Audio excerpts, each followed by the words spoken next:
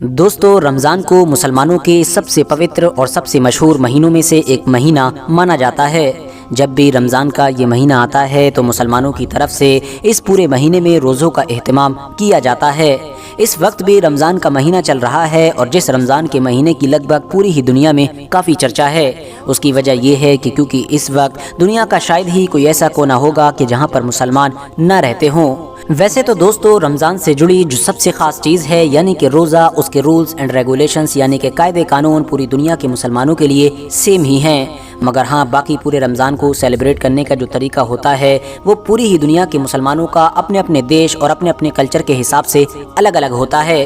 लोग अलग अलग तरह की एक्टिविटीज़ करते हैं, अलग अलग तरह के खाने की चीज़ें बनाते हैं और अलग अलग तरह के रस्म व रिवाज को फॉलो करते हैं। फिलहाल आज की इस वीडियो में हम लोग जानेंगे कि आखिर तुर्की के लोग अपने रमज़ानों को किस तरह से सेलिब्रेट करते हैं। उनके यहाँ पर सहरी और इफ्तारी किस तरह से की जाती है, सहरी और इफ्तारी में कौन कौन से ख़ास तरह के खाने और पीने की चीज़ें बनाई जाती हैं। इसके अलावा साथ ही साथ हम लोग ये भी जानेंगे कि आखिर वो कौन से ख़ास रस्म व रिवाज हैं कि जो पिछले कई सालों से यानी सल्तनत उस्मानिया के दौर से लेकर अब तक लगातार तुर्की में चले आ रहे हैं। इसके अलावा साथ ही साथ हम लोग ये भी जान सकेंगे कि वहाँ के जो राष्ट्रपति हैं यानी कि रजब तैयब एर्दोगान वो अपने सारे रमज़ान किस तरह से और कहां पर गुजारते हैं। दोस्तों, सबसे पहले तो मैं आप लोगों को ये बताता चलूं कि तुर्की में जब कभी भी रमज़ान का महीना आता है तो उसके आने की खुशी में उसका स्वागत तोप के फायर से किया जाता है। इवन ये दस्तूर इन लोगों के यहाँ पर पिछले कई सालों से यानी सल्तनत उस्मानिया के दौर से ही चला आ रहा है। स्क्रीन पर ये जो तस्वीर नज़र आ रही है, ये तस्वीर भी सल्तनत उस्मानिया के एक मशहूर हुक्मरान यानी कि सुल्तान अब्दुल हमीद सानी के दौर की है और इसमें देखा जा सकता है कि उस दौर में भी रमज़ान के महीने का स्वागत तोप से फायर करके किया जा रहा है। इसके अलावा दोस्तों, रमदान पीता कि जिसको रमदान पिदेसी भी कहा जाता है, इसको वहाँ की सहरी और इफ्तारी की मलिका कहा जाता है।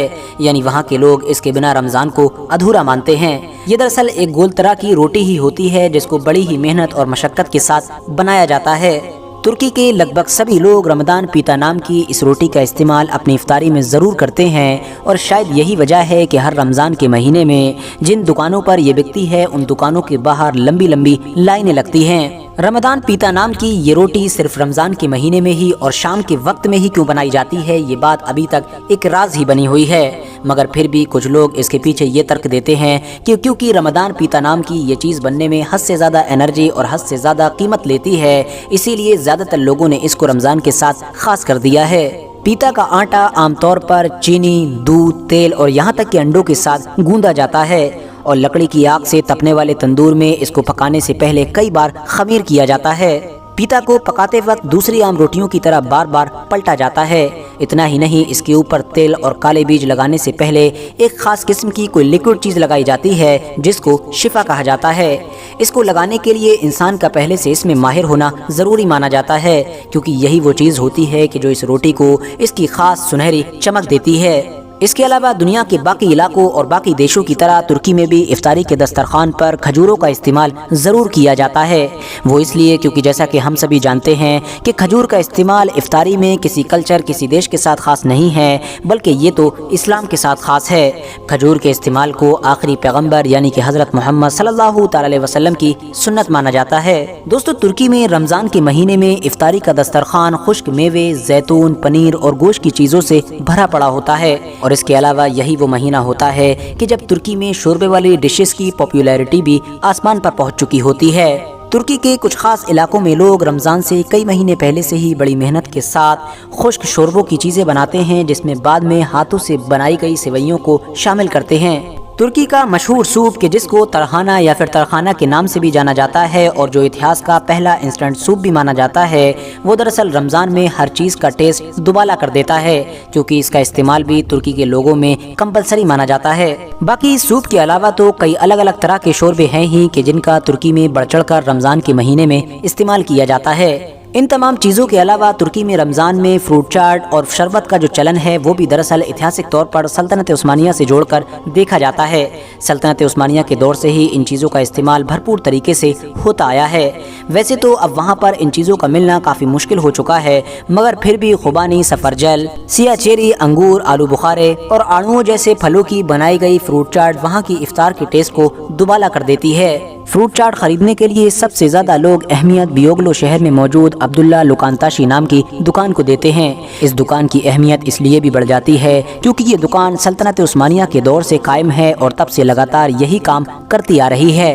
دوستو گولاج اور کندیاں بھی رمضان کے مہینے میں ترکی میں کافی مشہور ہیں۔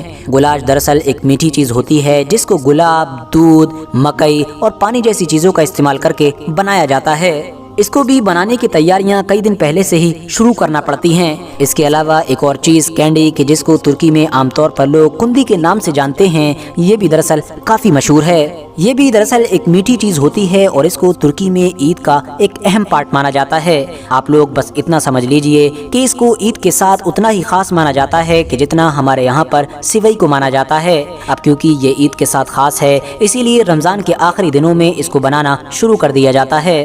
انٹرسٹنگ بات یہ ہے کہ وہاں پر بچے کندیوں کے لیے آس پاس کے دروازے کھٹکھٹانا شروع کر دیتے ہیں۔ یہی وجہ ہے کہ وہاں پر پہلے سے ہی اس طرح کے کوئی چھوٹے چھوٹے تھیلے یا پھر باکس کے جس میں چاکلیٹس وغیرہ رکھے جاتے ہیں ان کو خرید لیا جاتا ہے تاکہ آسانی کے ساتھ ان کندیوں کو بانٹا جا سکے اور اپنے مہمانوں کو بھی دیا جا سکے۔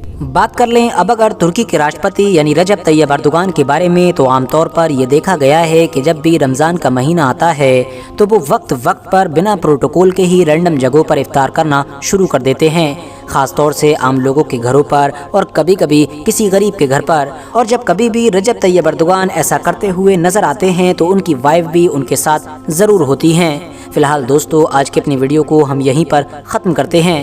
ویڈیو پسند آنے پر نہ صرف ویڈیو کو لائک کریں بلکہ اپنے فرینڈز کے ساتھ بھی ضرور شیئر کریں، اور اسی طرح کی نالجبل اور ہسٹوریکل ویڈیوز ہمیشہ دیکھنے کے لیے ہمارے اس چینل کو سبسکرائب کرنے کے ساتھ ساتھ بیل آئیکن کو بھی ضرور پریس کریں۔